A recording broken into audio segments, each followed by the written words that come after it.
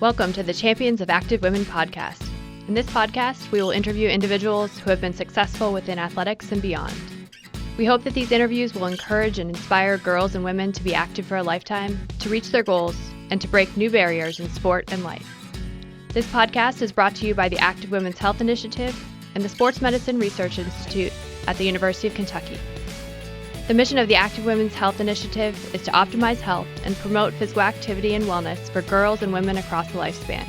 We hope you enjoy our conversations and join us in understanding women's health today to ensure women's health tomorrow. Thank you for joining us. I'm Dee Dugonski, and my guest today is Casey Hill. Casey earned her associate degree in nursing from Midway University and has worked as a nurse for the past 12 years. Casey played several sports in high school and is now an outdoor endurance athlete who enjoys running, hiking, mountain biking, trail running, and adventure racing. In 2017, her all-female adventure racing team won the 30-hour national championships at the United States Adventure Racing Association in the all-female division. In 2018, her team placed second in the nation in the all-female division. Casey trains and competes alongside many other active women and is committed to being an active role model for her 7-year-old daughter. Really looking forward to hearing her story today. So welcome, Casey. Thank you. So thanks so much for joining me today. And I was hoping you could just kickstart our conversation by talking about your early sport and physical activity experiences. So I grew up in Lafayette, Indiana, and my first exposure to athletics was doing summer camps that were put on by the high school. And my parents encouraged me to try all the different ones. Volleyball, basketball, golf are the ones I can remember early on. And then in grade school, getting into the swim team, progressing to like AAU basketball, and then coming up through middle school and high school, playing for my schools, doing volleyball, basketball, track. My main event was throwing discus. That was my main focus in high school. So staying active with a different sport each season than normally an overlapping club or AAU season, being active was a big part of my lifestyle growing up. Was being active something that you did with your family as well, or was it mostly in structured opportunities? It was mostly structured. My dad was athletic and threw discus, so that was something that he encouraged me to do and would do with me. And then also, I remember growing up working out with my dad at the gym. Both of my parents went to the gym, and so that was common that when you got home from school, like, we would go to the gym. Yeah. So that was something that was kind of modeled for me as part of like something you should do, something part of your daily. And then it wasn't until I was in high school that my dad took up marathon running. And I actually thought he was joking when he told me he would, because I came home from a throwing event and there was a neighborhood party, and he said he was going to run the Chicago Marathon. And that was only like 8 weeks away. Mm-hmm. And neither myself or my dad are really built like your stereotypical runner. So I was like, how is this going to go? He printed off a program, put it on the refrigerator, and checked off each run as he did it. And he, within 2 years, qualified for Boston. Huh. So it really kind of modeled for me that if you decide to do something and you find a plan and you break it down into small steps, that you could do it. Yeah, what a great role model from a really young age. So obviously your parents then were influential, especially your dad, and kind of seeing that role modeling. And you played several sports in high school, correct? Multiple seasons. Was there one discus you said was your primary? It was. Were there others that were your favorites? I would say that I loved volleyball the most. Okay. But maybe that wasn't what I was best at when compared to my peers. And then growing up in Indiana and being fairly tall for a girl, I was always encouraged to do basketball. So I grew up playing basketball, but discus was something that I placed well in, that I did well at. And so I think I enjoyed it because I was good at it, but I don't think that I really felt fulfilled or Right. enjoyed launching things in the air. I wasn't like, God, I want to go throw stuff. Yeah, you just had some success, I was and that just kind of good fueled at your it, participation in the and being activity. good at that time, being good at something is what made me like it. Right. So then, and when we talked on the phone before the podcast, you shared a little bit about your transition out of high school athletics and kind of into college and then into your adult life. And we'll get to your adult life and now how active you are. But I was wondering if you could talk about that transition from out of kind of organized, structured activity and how you got to today where you are. So I think it's important to know for reference that I'm 5'10". And within 2 years after graduating high school and leaving structured sports, I got up to over 262 pounds. At that time, I was going to school full time and working at 2 hospitals, and just fell into the habit of eating hospital food, fast food, and not having activity as part of my daily life. Mm-hmm. So I lost that balance, and also didn't realize it at the time that being active and a part of an active community was something that kind of fulfilled me and was a part of who I was. And so I wasn't getting to express that. And I think I was replacing those connections with food, as well as just getting into some bad habits of working night shift at a hospital, of ordering takeout and defaulting to what was convenient and what was around me. So I kind of had a big setback before I figured out how to be an adult athlete, but it came back to my dad again, who was still running marathons. And I had started getting active again and walking in the pool at the gym because it actually hurt to walk on a treadmill. Mm-hmm. And also no one ever went in the pool, and I was embarrassed to be at the gym because there was also mirrors everywhere. So then after I came out of the pool, I got to the elliptical, and I progressed from the elliptical to running on the treadmill. I did not run outside. I didn't want to run outside. I wanted to run where I could have my MP3 player, a water bottle, a TV.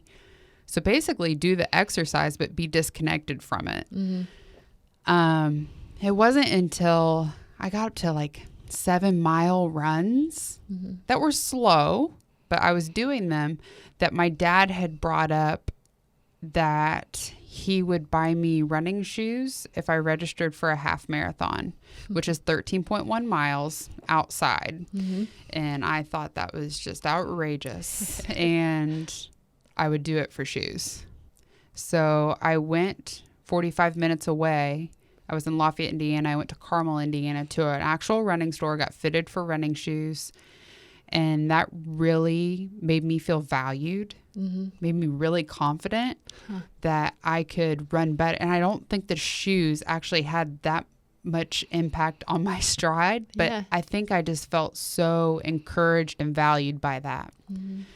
And I ran my first half marathon just before my 21st birthday, because it was actually my 21st birthday present. Okay. My dad offered to pay for my race and hotel, or we could rent a limousine and go out the night of my 21st birthday. Mm-hmm. At the time, I was in my first nursing program and was more interested in completing that first half marathon. Mm-hmm. Not expecting to want to do another one. I thought I would do a half marathon. That would be it. I did a half marathon. Yeah. I didn't think it would progress from there. Mm-hmm. So that's initially how I got active again. Yeah. What a great story. And knowing where you are now, I think it will be important for people to know that part of your story too. So take us from that first half marathon to now. Okay. So my success was not linear. I had a lot of setbacks. I gained back some weight and I would lose it. And I would gain back weight and lose it if I was registered for a race. So my activity level still revolved around whether or not I was registered for something. And I was running by myself. Mm-hmm. So I moved to Lexington, Kentucky in 2007 after completing my LPN in Indiana. And when we moved here, I went through a stint of not being very active, but then registered for another half marathon, trained for that, still by myself. And shortly after that, trying to think of this timeline, ran a half marathon, kind of had a setback, tried to do P90X because the infomercial was really convincing and it didn't go well. I did really good for like 3 weeks, which is not 90 days. So then after that, I decided to start running again. But this time I was invited to run with a local running group called the Striders. That was just starting. And within running for a few weeks with the Striders, a marathon seemed possible. I was still having a lot of back pain. I fractured my back when I was 13 years old. So I'd been in and out of back braces, in and out of PT, had seen a chiropractor all through high school. And actually it was brought up to me that I would need to have a spinal fusion at some point when I was 18, which deterred me from wanting to throw discus in college, which I had an opportunity to do. But now the time had come that I wanted to go ahead and have back surgery because I was having the pain was affecting my quality of life. And I was really driven to want to be active and be a part of this community that I found. Right. So I had back surgery and started following. Well, I had to walk twice a day after back surgery. I was like, I'll walk twice a day. But I carried that mentality of training for a race to my rehab from back surgery, which I recovered from. And I was amazed when I was able to start running 5 or 6 weeks later. Yeah. Gentle runs. I was like, oh my goodness, this is what it feels like when people run that have a stable back. I was like, this is great. I can run so much further. So 11 months after back surgery is when I ran my first marathon. I did all of my training with our local running group. So I had people to meet, people to run with, people that you go out for brunch after your run. And so then that also really changed my connection with my body and with food, that I was fueling myself for these training runs, that I had this purpose that I could gear all those small choices throughout my day towards, because I had a run in the morning, because I had a long run on the weekend, because I was meeting so-and-so for speed work. And so I had that in the back of my mind when I was making choices about, I should go to bed, or I should eat this day. And so it set up this cascade of events that allowed me to kind of learn how to take care of myself. Ran some road marathons, and then I wanted to run a trail ultra marathon. And so I started trail running and realized trail running actually feels a lot better on my body than being on the road. And that I enjoyed being in the woods, and that I no longer wanted to be inside, and heaven forbid be on a treadmill. And it's like every time I tried a new discipline, it opened up a new doorway to a new community. And then I got to know trail runners, and I did some 50Ks and 60Ks. And in that process, some friends that I'd run Bourbon Chase with were like, hey, you should try adventure racing. And I was like, absolutely not. That involves a bike and a map, and I am not savvy with directions. I do not have a good sense of direction. I still don't have a good sense of direction. I'm much better with maps. But I still, that was on the back burner, but that seed was planted. I ran a race where it was supposed to be on the trail. It had rained so much, this was in Western Kentucky, that the race got moved from trail to road. And At the time, I could only afford to buy new trail shoes or new road shoes. And I had bought new trail shoes. Mm-hmm. So I ran a 40-mile road race in miled out road shoes and ended up damaging a tendon in my foot. And I needed to recover. And my friend Cecil, who at the time I think was 67 years old, Mm-hmm. asked if I would do this 6-hour adventure race with him.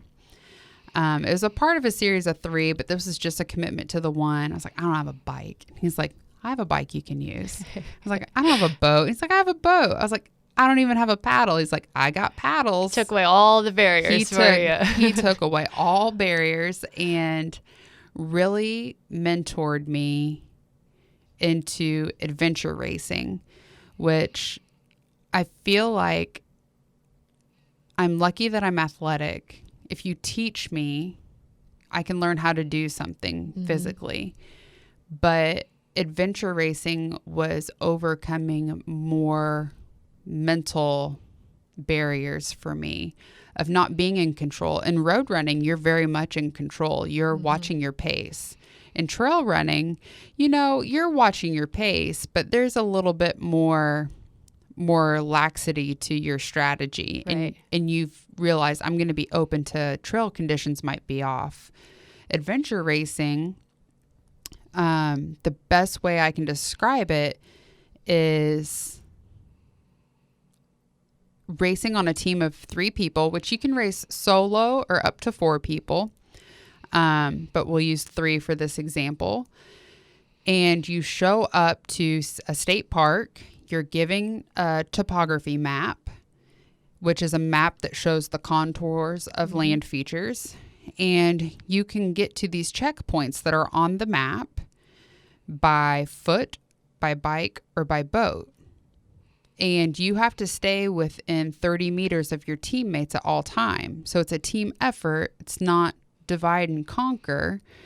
And you cannot use GPS. You use land navigation skills. So you use a compass, and you are allowed to use a bike computer. So on your bike, you can know your distances. Okay. And so it comes down to a combination of intelligence and athleticism.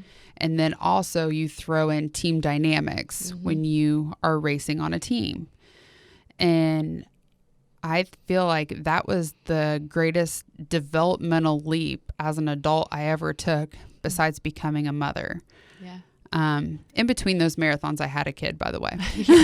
Somewhere in there. Right. You have a little girl that joined you in the world. I had a kid, and I ran pregnant, and I pushed her in a jogger, which is great training for adventure racing because you push your bike.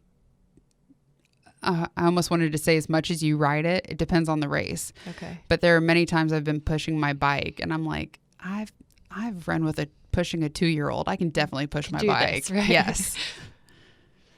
So in many of the adventure racing competitions that you've been in and in your training, you're in groups of people, and many times those are groups of women. So could you tell me a little bit about what that process is like, how you found those women, what it's like to race and be active with other women? So my friend Myra was on my first adventure race team. So I already knew another female going into it.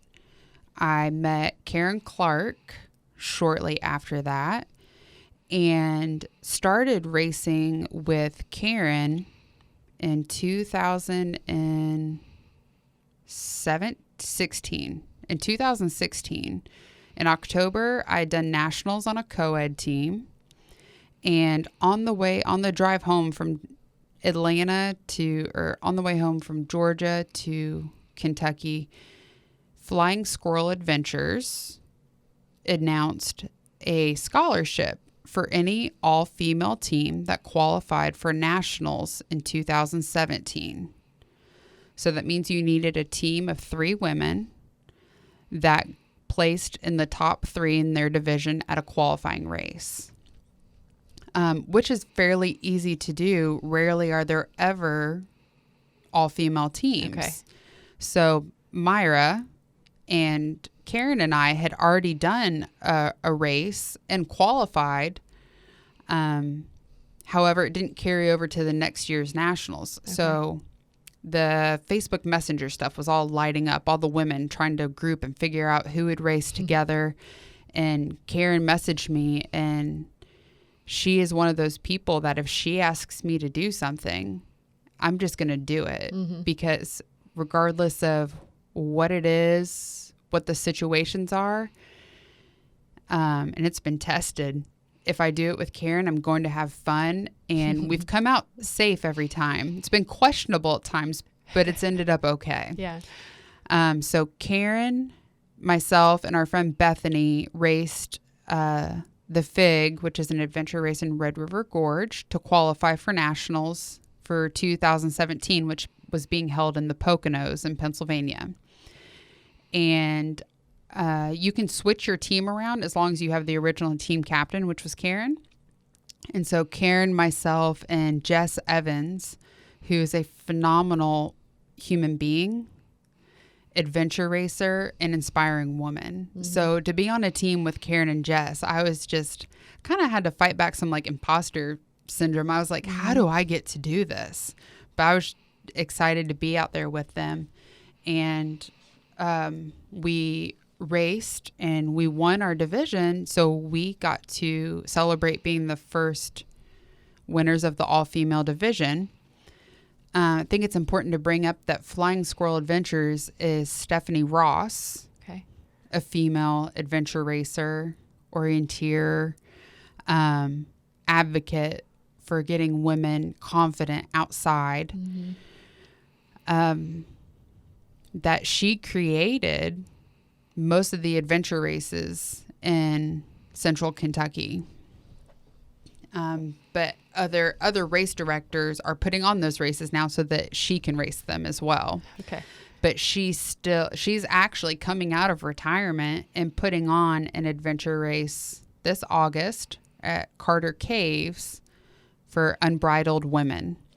So it is an all-female adventure race here in Kentucky. All right. And in the process, Karen, myself, the other female adventure racers are going to be leading rides, navigation clinics, getting out in boats, so that even if women have not ever adventure raced, if they don't consider themselves an outdoor endurance athlete, that they have that hand to bring them into the sport. Yeah. And I think, that's such an important component of all types of activity for people in general, but especially women to kind of show the way and give back. And you've had great people who have mentored you and pulled you into the sport. So I think that's an awesome thing you're doing. You mentioned that you've had a child since in the midst of all this activity, and that child happens to be a young girl. And so I'm just wondering, when you think about her and the other women, what do you hope that people see when they see you as an active outdoor endurance athlete? Like, what do you hope she learns from you, or people in general can learn from watching you? My daughter's name is, I'm tapping that. My daughter's name is Emery, and I hope that Emery sees that she can do whatever she wants, that she doesn't have to already be good at it, that she can show up and she can be new, that she can show up and she can accept the gifts of someone else's experiences and know that she'll pass that on again someday. But I feel like in our society, it's harder to show up and be the new person, and it's harder to show up and be the person that's taking and absorbing from other people, because we want to have that exchange. I want to offer you something, in exchange for you doing this for me. And I feel like a lot of times in these disciplines, races, outdoor communities, when you show up, you need to be comfortable with receiving that. And accept it and enjoy it, and then know that those are seeds that are planted in you, that someone else down the line is also going to get the benefit from. I want Emery to see that taking care of herself, making herself a priority, making time to go on trips with her friends, is important. I've experienced some mom shaming for it. Like, oh, I wish I could go off with my friends and go on mountain bike trips. And in my head, I think for a split second, I should be home. No, I shouldn't. You should be the person you are. Right. I should show my daughter what I would want her to do for her 34-year-old self. Yeah. So I think what's most important is that I want her to see that she can do anything and that it's okay to be new. It's okay to be bad at first, and it's okay to be the person accepting gifts from others' experience. Yeah. Those are powerful words from a strong mom. Thank you. What else? We've covered a lot of the things that I wanted to ask you about today. What else do you want to share with our audience? Oh, goodness. I don't know. How do I share that I want people that I don't just want my 7-year-old to be okay to be the new person, that someone who's listening to this and they're thinking about that they would like to do a trail run, that they would like to try an adventure race, that they would like to find a community of women like this, that they're worthy of it, that they deserve the time, and that if they reach out and follow up on it, that they can enjoy this. And doing things like adventure racing and surrounding myself with powerful women. I'm just in awe of the people I get to be around, impact my day, how I parent my daughter, the kind of nurse I am at work, the kind of wife I am for my husband, even navigating simple things like parking on campus today and finding where I'm supposed to be took an adventurous spirit for me, because urban situations are not my strong suit. I feel much better in the woods with a topography map. Throw it in the mix with like traffic, a lot of people that don't look like me. College kids look different. There are very fast scooters everywhere. You got to watch out for those for sure. But that doing all the things that push my limits in the woods, they apply every day, everywhere, if you want to call on them, if you want to create those reference cards for yourself that you can keep in your back pocket and know, well, I've done such and such and I can apply it here. And just to create that space and awareness for yourself that you deserve the time to play and be creative, because those are the moments and experiences that you're going to call on in your daily life. I love that advice. Well, thank you. It's beautiful. Well, I don't have any other questions. I just want to say thank you for sharing some time with us today, and thank you for sharing your messages with our audience. You're welcome. Happy to be here.